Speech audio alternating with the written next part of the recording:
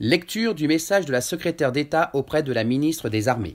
En ce jour, nous rendons hommage à nos compatriotes et à leurs frères d'armes, combattants de 1940, Français libres qui n'ont jamais cessé le combat, résistants de l'intérieur ayant héroïquement rejoint la lutte, soldats de l'armée d'Afrique couverts de gloire, combattants rassemblés pour libérer notre terre opprimée et poursuivre le combat au-delà du Rhin et des Alpes. À tous, nous exprimons notre gratitude et notre admiration. À la suite du général de Gaulle, ils ont relevé notre honneur et permis à la France d'être à la table des vainqueurs. Leur épopée est entrée pour toujours dans l'histoire. Nous n'oublions pas que dans le Pacifique, la guerre se poursuivit encore pendant plusieurs mois avec son cortège de souffrances. Nous sommes également rassemblés pour exprimer notre indéfectible gratitude à nos alliés, venus du Royaume-Uni et du Commonwealth, des États-Unis, d'Union soviétique et de tant d'autres nations d'Europe et du monde.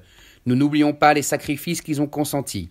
Ensemble, au prix d'infinies souffrances, ils sont sortis victorieux du combat décisif pour la liberté, pour l'honneur, pour la dignité des hommes. Souvenons-nous de toutes celles et de tous ceux qui périrent, anéantis par la folie criminelle des nazis, victimes de l'extermination, des persécutions et de l'oppression, déportés, fusillés, massacrés, internés, martyrs d'une idéologie barbare. Nous sommes rassemblés pour témoigner notre solidarité à toutes celles et à tous ceux dont la vie fut à jamais marquée par les dramatiques conséquences de cette guerre impitoyable. Prisonniers de guerre soumis à une douloureuse captivité, requis pour le service du travail obligatoire et réfractaire, population annexée, déplacée, brutalisée. Nous pensons aux veuves et aux orphelins, aux blessés, à toutes les victimes civiles. La victoire des nations alliées, le 8 mai 1945, a consacré la victoire de la démocratie, des valeurs universelles et de la dignité de l'homme. L'idéologie criminelle et raciste était vaincue. Le 8 mai 1945, la France était à Berlin, effaçant la défaite de mai 1940 et l'esprit collaborationniste.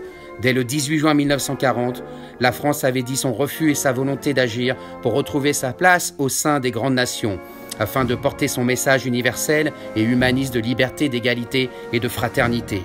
Françaises et Français, de toutes origines et de toutes convictions, nous voulons ainsi manifester notre fidélité de nos héros. Dans une Europe réconciliée, nous savons qu'il faut sans cesse rester vigilants pour défendre ces valeurs et nous réaffirmons notre détermination à les transmettre aux générations futures.